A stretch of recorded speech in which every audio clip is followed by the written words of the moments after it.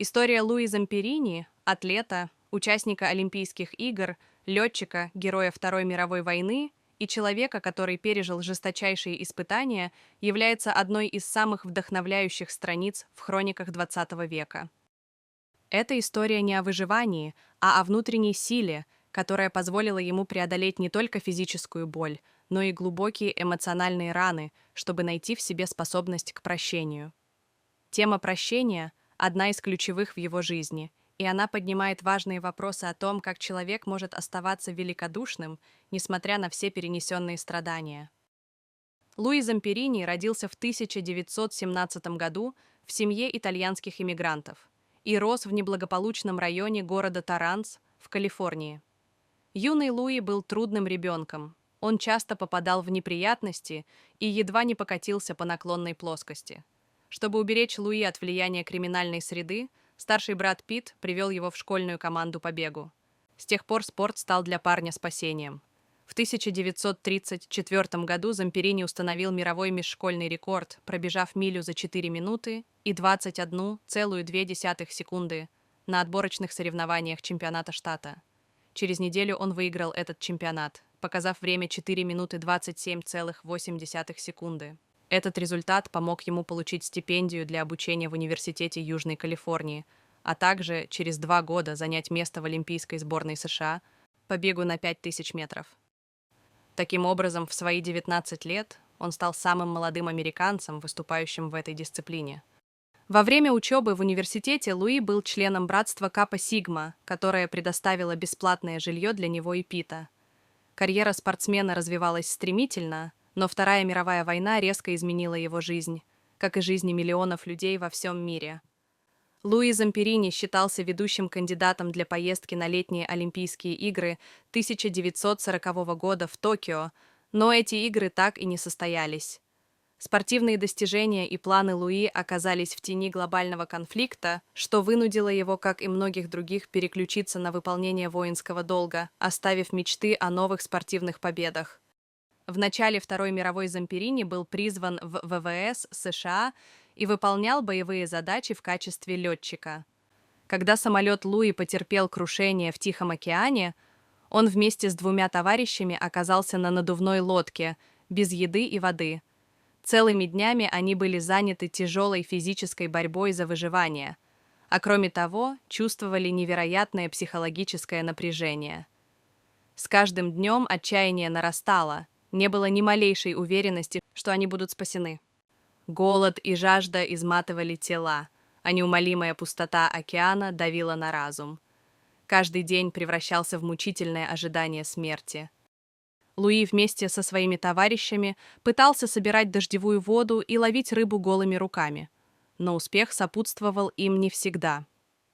Вдобавок ко всему, их окружали акулы, угрожавшие нападением, что только усиливало страх. Психологическое напряжение достигло апогея, когда японский бомбардировщик открыл огонь по лодке, вынуждая их нырять в воду с риском быть атакованными акулами. Смерть одного из товарищей стала еще одним ударом, усугубив чувство изоляции и ужаса. Их выживание казалось невозможным, но Луи проявил нечеловеческую стойкость, и спустя 47 дней, дрейфа в океане, они были найдены японскими солдатами. Жизнь Замперини в японском плену была наполнена жесточайшими страданиями. Луи и его выжившего товарища японские солдаты отправили в лагерь для военнопленных. Он оказался в условиях, где голод, болезни, непосильный труд и постоянные избиения стали частью его ежедневного существования. Однако самым страшным испытанием для Замперини стали его отношения с Муцухиро Ватанабе по прозвищу The Bird – «Птица», который позже был включен генералом Дугласом МакАртуром в список 40 самых разыскиваемых военных преступников Японии. Ватанабе, родившийся в семье аристократов и получивший хорошее образование, отличался садистскими наклонностями и маниакальной жаждой власти. Работая в лагерях для военнопленных, он наслаждался властью над заключенными и проявлял крайнюю жестокость. Замперини стал для него особенной мишенью. Олимпийское прошлое Луи было хорошо известно, и Ватанабе увидел в нем угрозу своему авторитету. Личная сила, стойкость и несгибаемое достоинство Луи раздражали Ватанабе, который ненавидел тех, кто сохранял внутреннюю свободу, несмотря на жуткие условия плена.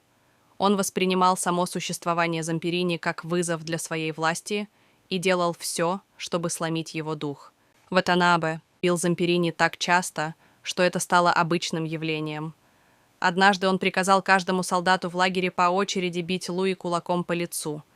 Эта экзекуция растянулась на долгие часы, став не просто физической пыткой, а психологическим издевательством, цель которого состояла в том, чтобы окончательно сломить его волю и дух перед всеми остальными заключенными.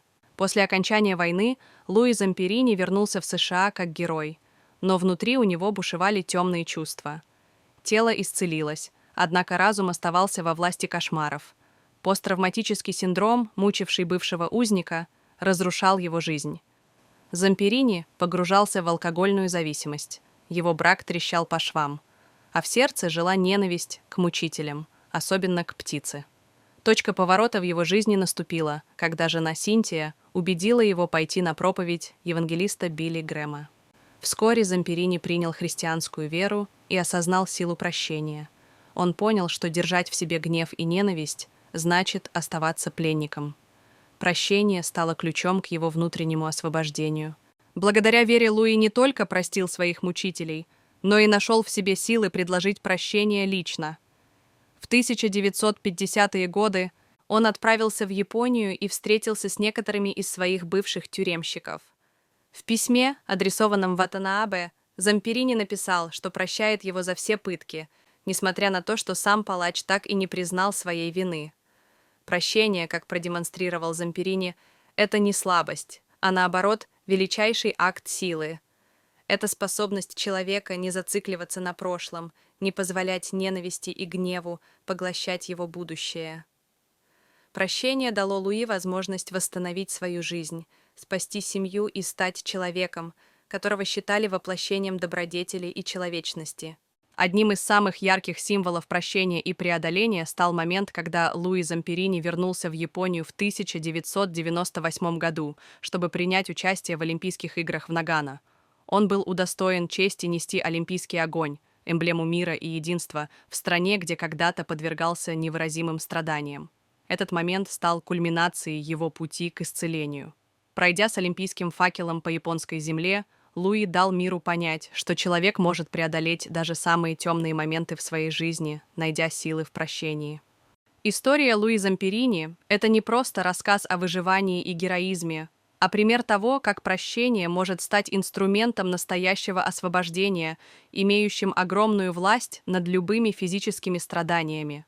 Если эта история тронула ваше сердце, поставьте лайк, напишите в комментариях, что для вас значит прощение, и обязательно подпишитесь на канал, чтобы не пропустить новые вдохновляющие истории.